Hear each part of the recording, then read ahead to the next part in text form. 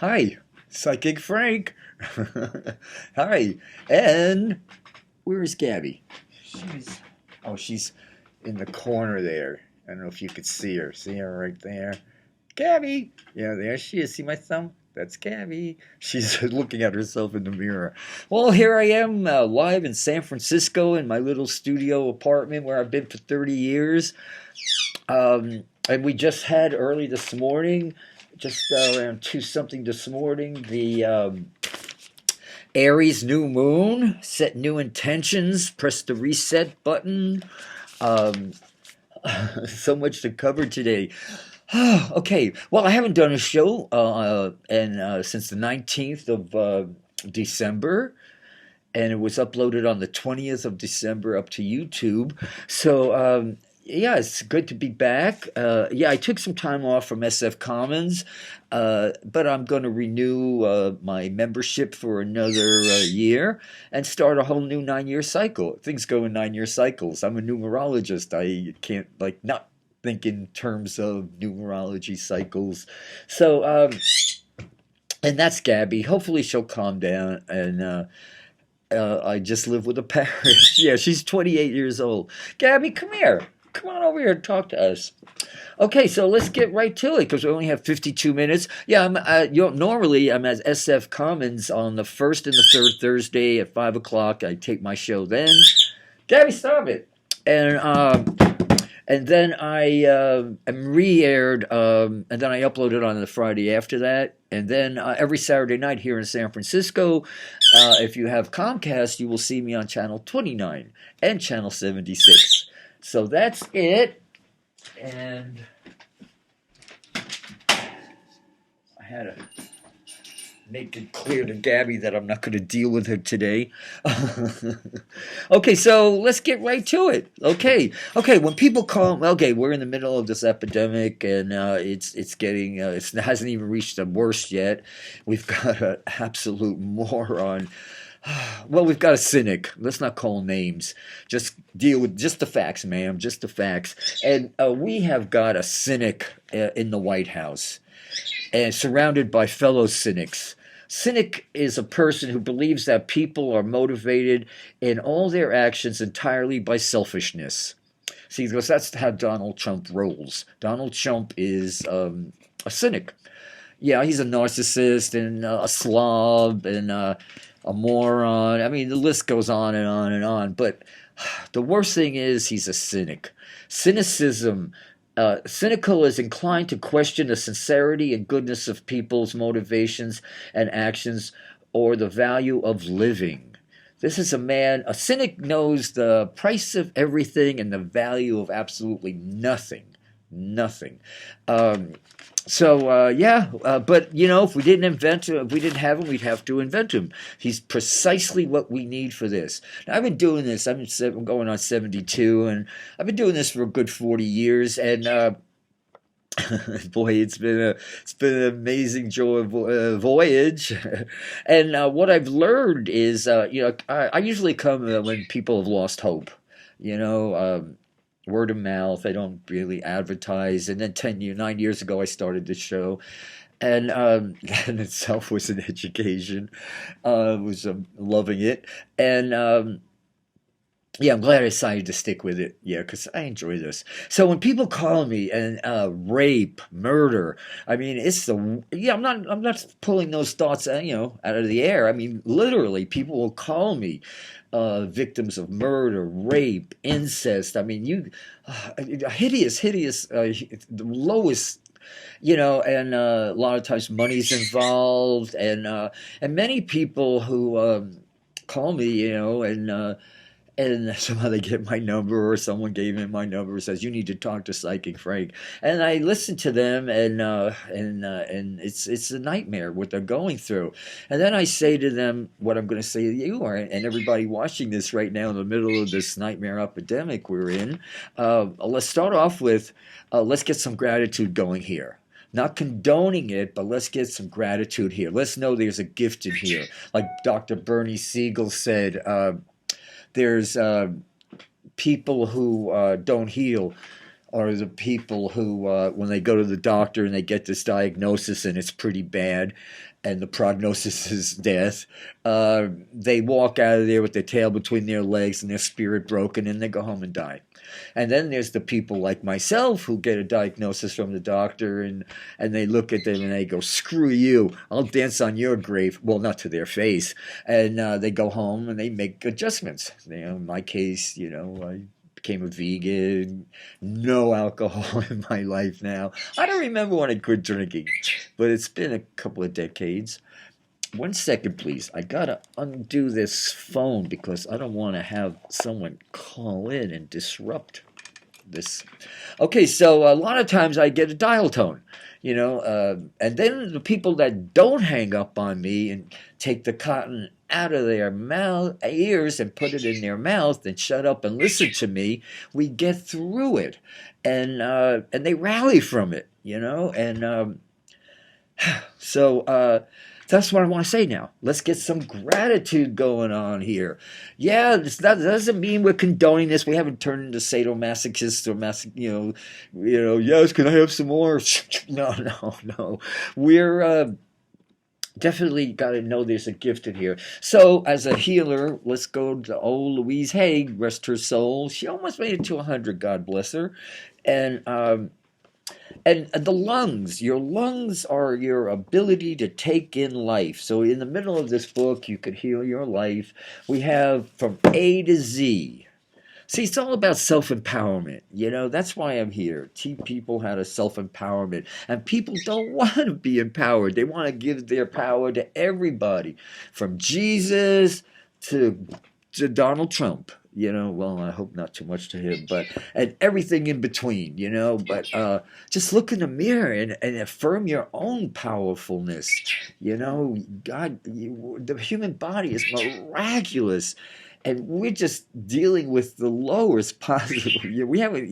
We're moving now. This is the dawning of the age of Aquarius. 2 days ago, Saturn entered Aquarius, and then in July it goes back retrograde back into Capricorn, and then come Christmas we get Saturn and Jupiter will be in Aquarius, and then of course Pluto will be doing its little 2021 is when we get the Pluto dipping in and out of Aquarius, and it's going to be amazing now. But we got to keep our margins permeable, and we've got to yes, thank you, Gabby, and we've got to keep our gratitude thing going on.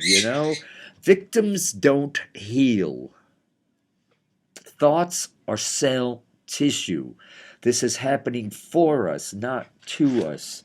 See, these are really key affirmations. And you got to know that. You got to feel it. So here we have A, B, C, D, E, F, G, H. Here we got everything here from hemorrhoids, herpes, Hodgkin's disease, infections, irritation, anger, annoyance. Well, if you're conscious and you've got a half a brain, you're annoyed with this cynical wise ass. He really is a smart ass little punk, that Donald Trump. He reminds me of all the rich kids I went to high school with in Glen Cove, Long Island, back in the class of '67. Oh, God, thank God I got away from that. I chose to be peaceful and harmonious. When you say, I choose to be serene, you become serene. So, right off the bat there, infections, and then we see influenza, respiratory ailments, response to mass negativity and beliefs, fear, belief in statistics. See, as I said earlier, I'll repeat it. I hope you don't get tired of hearing it. A cynic knows the value of the price of everything to the cent, and the value of absolutely nothing. I gotta, I don't lose my place here, living in San Francisco in this apartment for the last 30 years, and especially the last two mayors we had, Ed Lee and this current, I have no use for her at all. I even can't remember her name. I don't like her so much. And And Hayes Valley, after the earthquake, that's where I live. The freeway went down. It became a drug, drug dealers, prostitution, and violence. It was when I moved in here 30 years ago. Hayes Valley was a nasty little neighborhood, and my friend said, "You're gonna die there, Frank. Don't move in that neighborhood." Um, but I did. I got a dog. God bless Chelsea. She was with me 14 years. Anyway, big old dog. I don't know. I just thought it would help me. But I loved it here. I love it here. But what happened, and the reason I'm telling you this is, it was like two administrations ago, the mayors of San Francisco took a nosedive and started to embrace corporations and not give anything about a rat's bottom about the residents of this city. We've been run roughshod over. There used to be a department called noise pollution. It's toothless. See, they don't. What they do in San Francisco, they're doing it in the government too. Like Donald Trump, when he cut off the whole department of epidemics. We don't need that. Well, San Francisco's mayor didn't think we need mayors. The last two mayors, Ed Lee and this, I can't even remember her name. And I just saw her this morning. I don't like her so much. I can't even remember her name. They they cut off these departments. They don't cut off the department. That would be too honest. They defund them. They're toothless departments. So what happened was around 10 years ago when the Ed Lee nightmare started. And I wish I could remember this mayor's name. I have such a mental block against her name, she's just a bad mayor and doesn't care anything about us. And it started like in the middle of the night, 2 a.m. They start construction. Ask anybody, in San Francisco.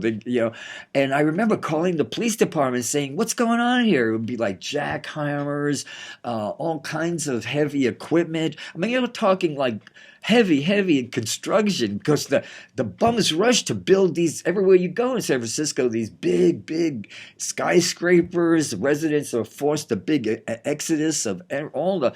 San Francisco used to be the spiritual heart of America, just like Tibet is the spiritual heart of China, and now everybody's gone. Nobody can really live here except the Google people, and they're nice guys, I guess. A lot of them in this building, but the fact is, that it's been a nightmare. I mean, right up until this epidemic. I mean, every night, 3, 4, 5 in the morning, jackhammers, boom, boom. I mean, it's like even with earplugs in, and I guess you just adjust to it. Well, since the epidemic and the closure of all this, it's been peaceful. There's an outdoor bar across the street from me with no walls and loud drunks. It's like a canyon, and the noise goes here. There. It's been so quiet. This is what it used to be like 30 years ago when I moved here, when San Francisco was a decent place, in spite of the prostitution across the street and the violent drug dealers. It was quiet. It was peaceful and quiet. And then with Gavin Newsom, what he did to Hayes Valley, oh God, he was never comfortable with his looks, and I'm glad he lost them. And I don't like him. What he did to my neighborhood. Totally disregarded. So anyway, you get back to what's going on here. So in a way, there's a lot of good things that a lot of good things that are happening from this. People are forced to realize what isolation does. It's not the way human beings were meant. No man is an island. Merton said that contemporary saint. Okay, response to mass negativity. You can't have a monster, cynical monster. Cynicism, as Norman Cousins said, is intellectual treason. You cannot have a Donald Trump, a tang-colored, that orange breakfast mix they used to send the astronauts with drinking Tang on the moon. And let's get back to the lungs. Lungs. Lungs are the ability to take in life. Depression, grief, fear of taking in life, not feeling worthy of living life fully. Donald Trump has totally convinced people that their lives are meaningless. If you're not contributing big money, if you're not a corporate monopoly, You're a problem, according to this guy.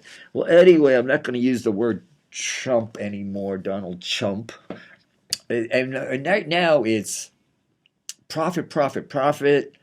People towards the bottom, and planet doesn't even make it on the top three. We're turning this around now by necessity, and it's going to be planet, people, profit.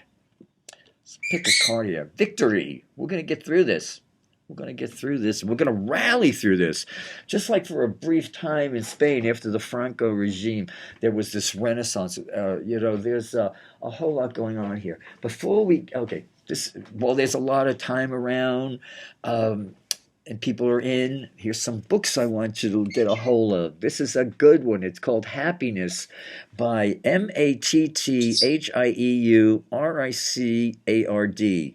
Acknowledgement by Daniel Goleman. Happiness, a guide to developing life's most important skill. And I was this morning, I haven't read the whole book yet, but I opened it randomly this morning. By the way, if anybody noticed, I'm wearing this. These are made in a lab. They're supposedly it's made of all the same chemicals that are in the natural stones and precious, but they're faux emerald and faux diamonds. A friend of mine gave me this necklace that was really gaudy, but I took it apart, and these two I like. I don't know why. I just brightens my spirit, lifts my spirit. People are always giving me things. I know people. This Chinese astrologer around 40 years ago up by Children's Hospital said to me, "Wow!" He showed me. He said, "You see this little package? It's sand from the pyramids in Egypt. See that? Somebody sent me that from some place exotic." He said, "This is nothing, man. People gonna give you a lot of stuff." I said, "Why? Why? Why?" He goes, "You're a healer, man." I didn't know that.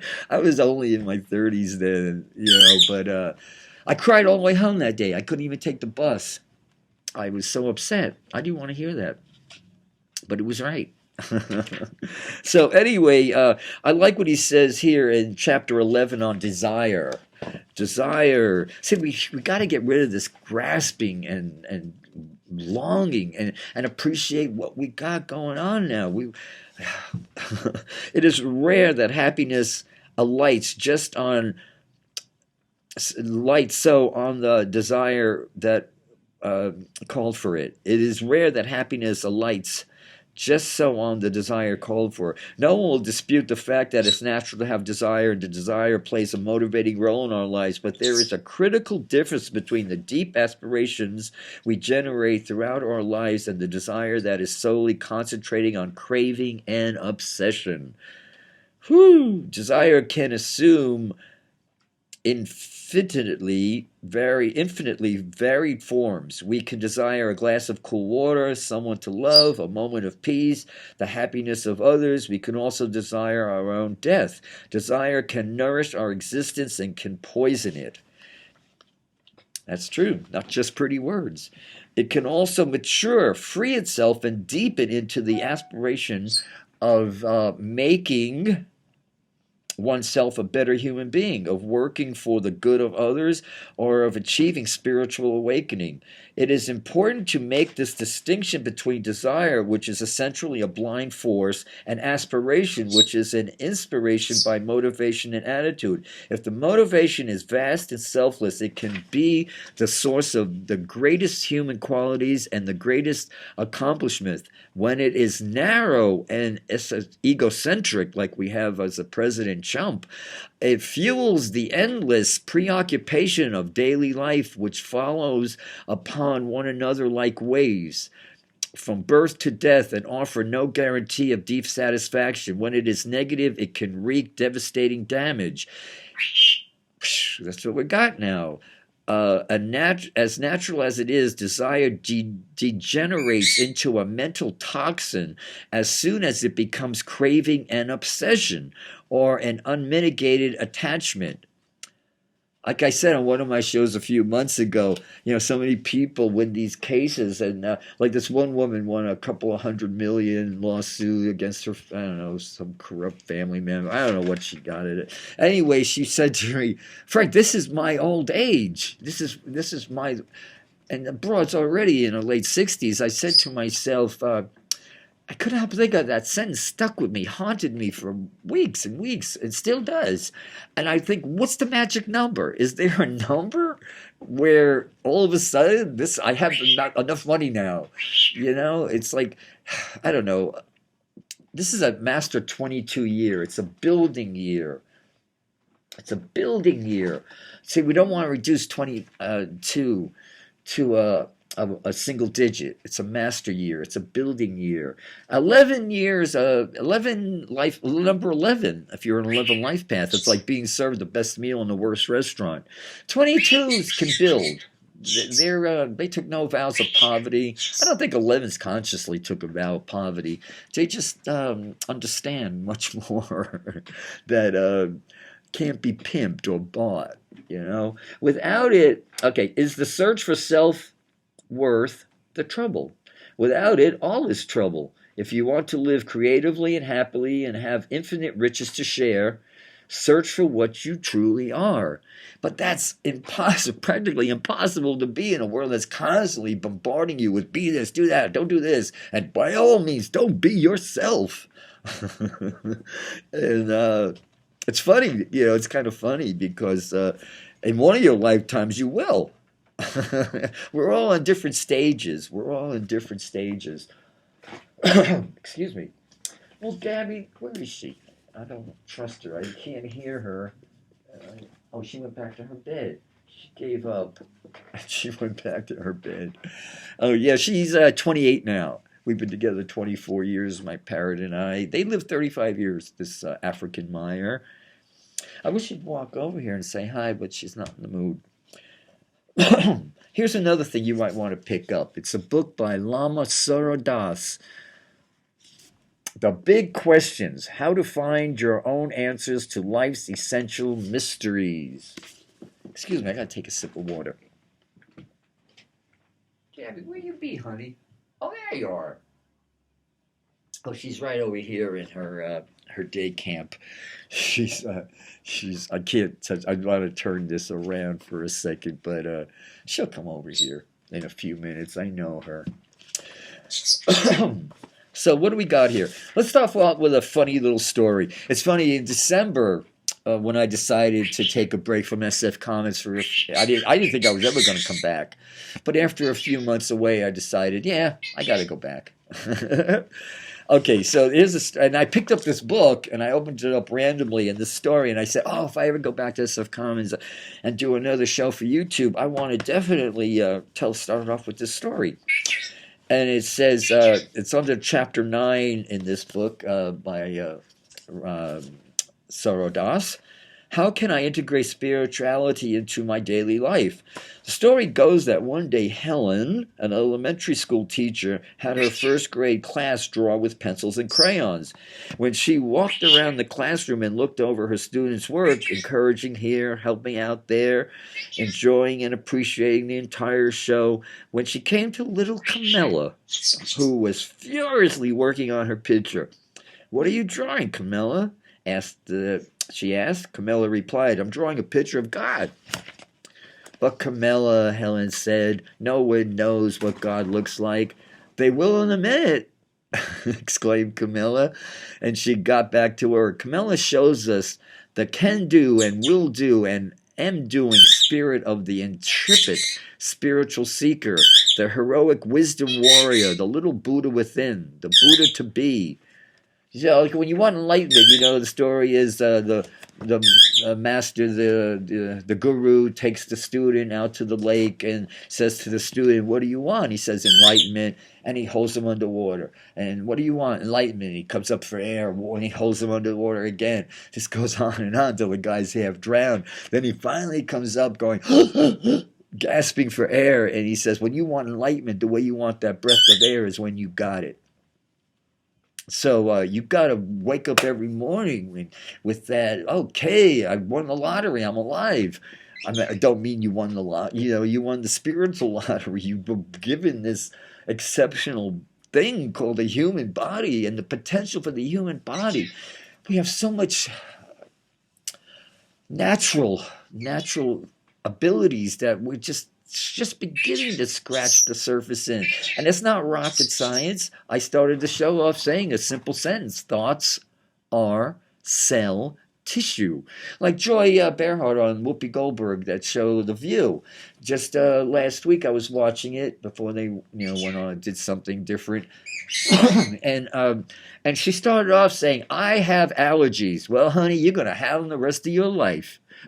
Because what you say, the throat chakra rules all the chakras. When you say, my environment is my friend. I wrote something here earlier about you've got to be trained to not trust life, not to expect miracles. This is letting others be responsible for themselves is loving and respectful. Letting our friends and loved ones suffer the pain and growth pain of growth is showing compassion in its purest form. Because a lot of people don't want to be healed. They want relief from the pain. They want money all the time. Money's always been something to accommodate. People have always wanted money, but never like this. I mean, people will literally these days, rape, murder, money, money, money. Listen to what John Lennon said. You can't take it with you when you can't take nothing with you but your soul, brother. I like what he says here about, we're all being forced now, whether you don't want to acknowledge it or not, is the death. Lenny Bruce said, dying's the best rush of all. That's why they save it for last. Okay, so this is a chapter, what happens after death? And this is in Saro Das' book, The Questions to Ask. Death is the most important question of our time. According to eminent psychologist Robert Lifton, everyone must wonder about their own demise at some time during their lifetime. And then the Dalai Lama, who's, and so on. But anyway, perhaps the seemingly built-in will to believe is in itself some slight evidence that existence goes on. The key problem is addressing the question of death. And then he says, in Freud's time, sex and death were unmentionable topics in polite society. Historian Arnold Thornby joked that death is un-American, referring to our optimistic, youth-oriented nature. A Buddhist joke says that it's easier to die than it is to stay dead. I love that one. That one gets me all the time. There's this Rastafarian cannabis club that I was going to, but I guess they closed.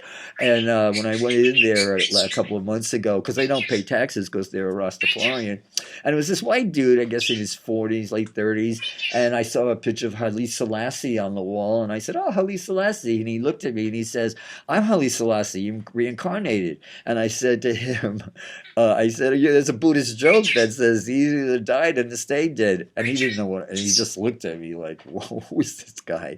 Yeah, I haven't seen him again. I've been back there several times and I haven't seen him then. Yeah, it's right on 7th, up 7th and Market, on the other side of 7th and Market, going towards the bay, going towards North Beach.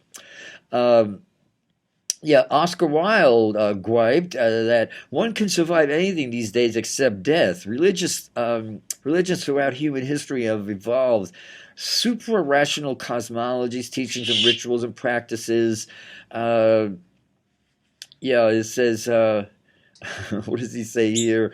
Rituals intending to help us overcome the considerable limitations of our logical thinking in order to better confront and eventually resolve ourselves question about death and its consequences.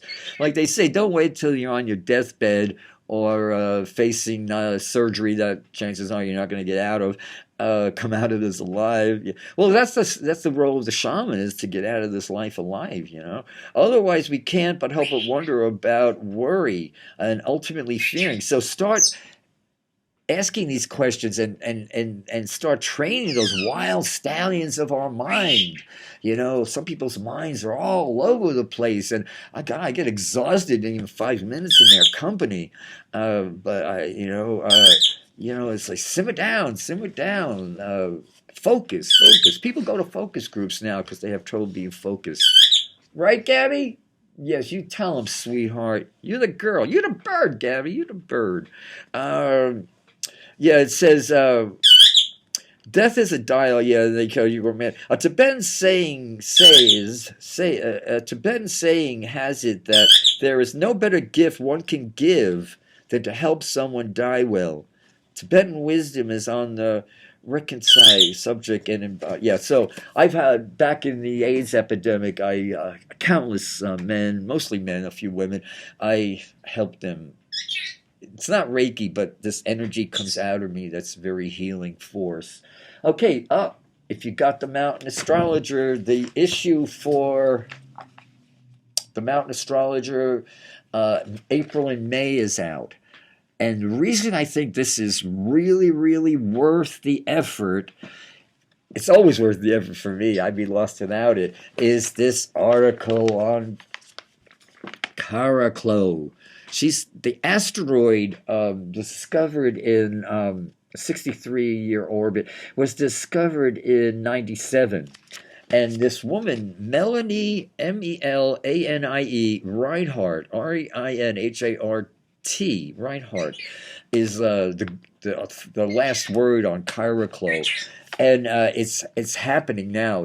She's 27 degrees Sag, I believe, around there, and it's going to be joining the Capricorn setup, and it's really Saturn and Pluto and Jupiter, and it's a six-pointed star. And Kairako completes a nearly perfect geometrical six-pointed star configuration involving 7 planets. But what's really important about the essence of Kairako is a gift for creating and holding sacred space. Instinctively or through learned skills, the theme of boundaries, a tremendous container for alchemical, the ability to witness. We're all witnesses to what's going on now. So when we go home, we could say, "Oh, what I learned on Earth? I never would." So you could read all the books about the Russians, the Germans, the concentration. But unless you live it, it's just just knowledge, just knowledge. We're living through now. Hopefully, will stay in our memory. We're going to rally through this. This is we are literally again on the dawning of the age of Aquarius. And it's important now, permanence. We need this. We understand, like I always say, the essence of Buddhism, Tibetan Buddhism is the infinite ground of being is always there for me. It's always there for us. We are the infinite ground of being. We have to remind ourselves the infinite ground of being is always there for us. We are on an endless journey through eternity, and there is plenty of time. So a lot of people, what I'm realizing too, I gotta get a drink of water, excuse me. A lot of people over the last, 20 years, in my lifetime, since Freud, post-Freud, have been carried, they are getting, especially since the pharmaceutical companies are out of control. Like Teddy Roosevelt said in his 1904, 1902 State of the Union, we're not against wealth, we're against the evil that exists within corporations. That wasn't a debate, that was a fact, Jack. Corporations have innate evil in them, and they're running amok now. They're running amok. Run amok, run amok. So, what Karaklo is, so we have to, with Karaklo strong in a horoscope, we often find people engaged in the quote-unquote invisible work of caring for those incapacitated by injury or illness and accompany those who are in transition, birth or giving birth, dying or having recently passed into the spirit realms. Therefore, Karakol is associated with the invisible nuance of the grief process. Karakol is also midwife to doula, Doula, is as a physical birth and death. or metaphorically, when we die to an old identity or way of life. She emphasizes a deeply yin energy out of which new yang is born, and therefore the ability to recognize the silent power and strength of the profound yin receptivity. We've been yang now too much. It's been a man's world too much. See, what I was saying now, a lot of people are copping out because they go to the doctor when they're a kid, and the doctor labels them. You got OPDC, LNP, QRST, and then all their life they could run amok. Well, I got attention disorder. I got this. I got. Well, go away. I can't deal with you. Go another lifetime, you'll get it. Another time you'll get it. There's this Tibetan story about an ancient Tibetan saint or something, like head of this kingdom. But this woman who was mentally insane, her family was telling them, like, we can't keep her from harming herself. So this wise Tibetan Chinese king said, bring a big vat, big enough to hold her in, full of boiling hot oil, and we'll dunk her in that. That'll cure her. And she got sane. She got sane right like that. So anyway, that's a funny story. I probably did it a great disservice. I'm not condoning violence there, but a lot of these people, they I had to encompass them to finally get it, because they a lot of times people will sit with me for the first time, and my reputation precedes me, and they sort of got this session with me because someone told them I was legit. And then the first thing out of their mouth when they introduce to me is, oh, I'm bipolar, I've got and then they start off with the whole alphabet. I've got all these disorders. I don't think God gives us, our Creator gives us these disorders, most of them. Of course, some, are born with them. We have to. It's karmic. We got to live with it, and all we could do when we're faced with karmic stuff is get just get with it and rise above it and deal with it. Accept it as our karma and deal with it. But there's a lot of people who need to heal. Like, I've been diagnosed so many times in my going on 72 years by all kinds of things. From my recent rally was from liver cancer. I saw the X-rays from Hep C. I was on the first stages of cirrhosis of the liver. My liver was riddled with tumors. I saw it on the sonogram, and then 7 years later, they were gone. And the woman said to me a sentence I'll never forget. It was the most beautiful sentence in my life. She was the same woman who had done the sonogram on my liver 7 years prior to this, and I was in big trouble. And then 7 years later, she happened to be working the day. Maybe she runs that department over there on Webster Street. And well, she was 10 minutes into it. They put the jelly there, and they're running this scope all over your liver there, that area of your belly. And then finally she said, there's no sign that your liver was in trouble. Your trouble was there's no sign that your liver was in any danger or in any trouble. Oh, I couldn't believe those words. And I saw it, and it was like the liver will totally cleanse itself, but you got to work with it. You got to work with it. So Karaklo is also the midwife there. To summarize, Karaklo strengthens the ability to bear with, hold appropriate boundaries, abide with, create sacred space, accompany, and witness deep transitions. My goal is to get my mystery school off the ground. I got it now on TV, but I want to have a hands-on place where I could, get other healers, of all kinds, Okay, so what else we got? Let me see. I've got another 10-something minutes left. Let's see what else we got here. Here's another good read for you guys. The Joy of Living. Everybody's grateful at a banquet, but it takes a lot. It takes a big person to be grateful when we're where we are now, and to say, okay, there's a gift here. Those who don't heal simply don't have the imagination it takes. And now they're proving and scientifically proving that most of the most brilliant paradigm changing, positive effects, changes that happen in the world happen when people are having fun. The more you sit down and say, I'm going to get to the bottom of this. No, when you lighten up and just say, or use your imagination, just play, just have some fun, play. Well, you shouldn't play. You should be making money now. Grow up. Don't believe in magic. If you don't believe in magic, magic ain't going to ever happen. Excuse me. There's a wonderful little page. The first page of this, it says an Albert Einstein quote. It says, "If there is any religion that would cope with modern scientific needs, it would be Buddhism." Buddhism is a philosophy. It's not a religion. It's a religious philosophy. I use it as my religion. The only thing I do religiously is play with my parrot and smoke weed. When you're trained as a Buddhist, you don't think of Buddhism as a religion. You think it as a type of science. What is it? This is what I should do to avoid unhappiness. At its heart, Buddhism is very practical. It's about doing things that foster serenity and happiness and confidence, and avoid things that provoke anxiety, hopelessness, and fear. Hopelessness. That's the thing with the heroin addiction and all these people shooting up. And our mayor, I can't remember her name because I don't like her.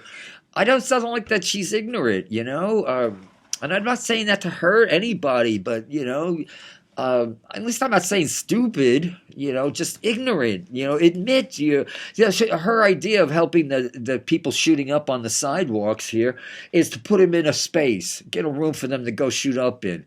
I left in the 70s, Upper East Side of New York, Spanish Harlem was shooting galleries, heroin addicts, no, get counselors to help these people feel that they're worth something, get up, walk around and tell these people, you're not alone.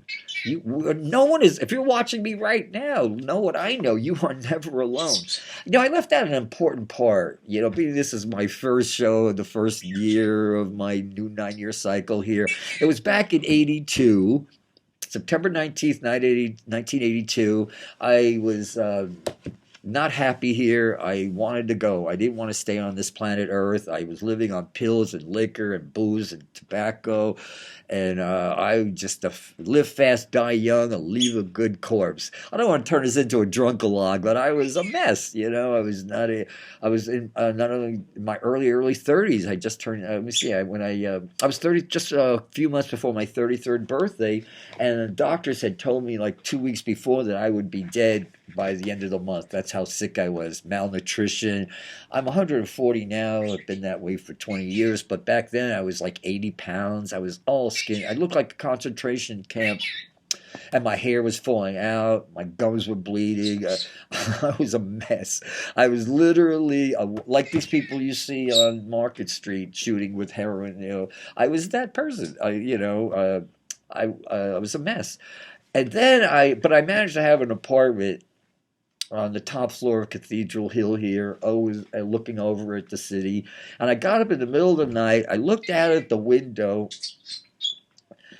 and I was kind of looking out like that, and I saw this little light, this little star. I was looking at the stars, the vastness of the stars, and all of a sudden this little light started twinkling. And I said, "What is that?" And then all of a sudden, I left my body.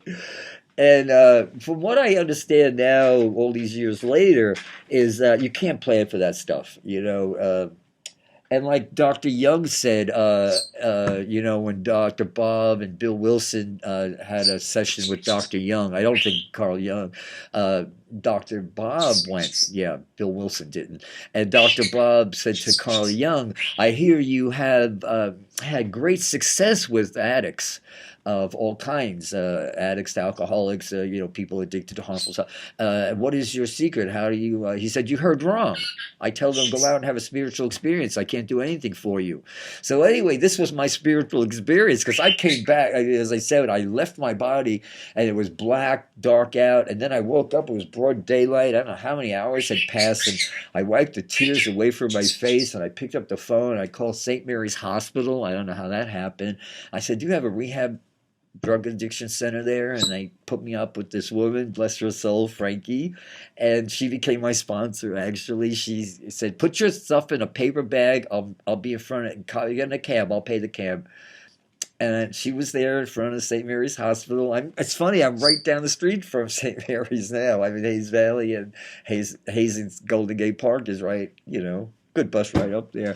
So anyway, Frankie's gone now. So I started my journey because, by the way, if you're addicted to, heavily addicted to pills and liquor, don't try to detox alone. You'll kill yourself. I had several seizures in rehab the first week, and it would have killed me if I had tried to do it alone. So anyway, and I did. So as I said, this is important because a lot of people, because I'm very open about my life, tell me I have a loved one who's addicted. You can't really deal with AA anymore because if you listen to the index of the old AA books, they had Carl Jung references, William James, varieties of religious experiences. They're all out of it now. AA has become, like everything else, a cult, a disempowering cult. And a lot of people are on dry drunks. They're just like they say, if you're sober, horse thief, if you're a drunk horse thief and you get sober without working the steps or a mental cleansing inventory of your character defects, you're, a friend of mine who I've known for years. We got sober, not together, but we ended up, not unbeknownst to each other, saw each other at one of those meetings, 40 years ago. And recently, a couple of years ago, I was talking to this guy, and and all of a sudden he said something totally alcoholic thinking, stinking thinking kind of thing. And I looked at him and I said, "Wow, what kind of a sponsor did you have? What steps? Didn't you work the steps? How could your sponsor let you get away with that kind of thinking?" And he very proudly said to me, "Oh, I never worked the steps or had a sponsor." And I said, "Oh my God, you've been on a dry drunk all these years." And he's still that way. But hey, it's his life. As I said, we're on an endless journey through eternity, and it's important, and we'll get it in one of these lifetimes. In the meantime, get out of my way. If you can't be part of what I'm doing, don't block me. Don't get in my way. Save that for somebody else. Well, I've only got a few more minutes here. Just 52 minutes just sort of flew by. Pam Gregory, I think, is one of the best astrologers out there. Kathy Rose, these are all YouTube astrologers. Get the Mountain Astrologer. Learn astrology. It's a fun thing. Okay, I'm going to pick a few cards for y'all. And thanks for tolerating Miss Gabby. She's the love of my life, and I adore her. It's a mutual thing. I married a parrot. I didn't know that. If you get two parrots, they bond with each other. But if you get one, they bond with you. I didn't know that in the beginning. Oh, she's coming over. Come here, honey. Come on. Come over here. Say hi to everybody. Okay, 1, 2. 1, 2, 3. And then here's 2 more. Dun, dun, dun, dun, dun. So let's see what we got here. Okay. Here's our inner self. Collectively. Okay, we've got to start dealing now. This is big time transformation. We got to change our thinking. We got to change. We got to go. Just like you would go, God forbid, into a dumpster to make tonight's dinner. Don't go into old mental garbage to make today's reality. Pain, whether it's emotional, physical, any kind of pain. Pain, guilt seeks punishment. Punishment seeks pain. Transformation. The wind's going our way now. Mentally now we realize we've got it. We realize now it's all in our head. Like Joy, like I said earlier, Joy Behar, she's suffering with allergies, and she says, "I've been that way all my life. I've got allergies." I'm like, she's getting something out of that. She's going to have them for a long time. Yes, I say to her, "It's all in your mind." She'd get upset. People don't want to hear it's all in my mind. It's true. Years ago, I'll never forget, I was coming back from the studio. It was dark, so daylight savings time wasn't happening. And this guy was a nice older gentleman, a man of color, sitting across from me. I was sitting next to him, and I had smoked a joint at the bus stop because it was cold, and I wanted to celebrate life. And anyway, cannabis just makes you get more into it. And I remember when I got on the bus, I smelled like it was really good bud, and it smelled really strong. So this woman sitting across, I sat next to this brother, older black guy, and across me was this Latino woman, and she started wheezing and going on and on and on. And she says, "I'm allergic to your smell." The smell of your what you just smoked. And I got up and moved, and this guy said to me, "It's all in her mind." See, he knew this old black dude knew this old man of color knew uh, what I'm trying to teach. What I say, don't say try. Yeah, people who say I'm going to try this. Don't even waste your time. Okay, getting established now. It's time to get empowered. It's funny when you get rid of the grasping and you get into life and you start loving life and then loving God. All of a sudden, money just happens. Doors appear where there were no doors. All kinds of things happening. Windows appear. Yeah, kindred spirits now. People are, realizing they're sharing. Kindred spirits are, this Donald Trump is one for all, and he's the one. Uh, let's say it's time now. See, this is bringing out all kinds of things. Yeah, we're going through a dark night of the soul. I'm not trivializing that, but when you're going through a dark night of the soul, guess what? You're going through it to learn something. Okay, we're down to our last 2 minutes, a minute and a half here. Okay, young people now, start being grounded now. There's this veil that has to separate you from the suffering. Um, that doesn't mean you're not seeing it, but you have compassion. You don't like look away. You look. If you're advanced, you could breathe in there, pain, and exhale with the Sacred Heart. It's purified. Oh, that's a beautiful treatment. Well, we're going to do a lot more of this. Yeah, metaphysical treatments are big. Okay, we're just about done. I love you. I guess Gabby's not going to come over. She's doing her Greta Garbo today. All you got to hear was her voice. And I love you. Filling you all up now with the light and love of the Holy Spirit. I'm not going to close the crown chakra too tight for you because I want it to be open a little. Yeah, because the Great Attractor now will download information for you. So when you go to sleep at night, log on. As long as you're surrounded by the light and love of the Holy Spirit, the crystal ray surrounds you, you're fine. Make that decision now to unchain my heart, set it free, baby. I love you. Let it shine, and let's think positive now. Let's think positive. Cynicism is intellectual treason. I love you. I'm not just saying that from the bottom of my heart. We are all one. So long.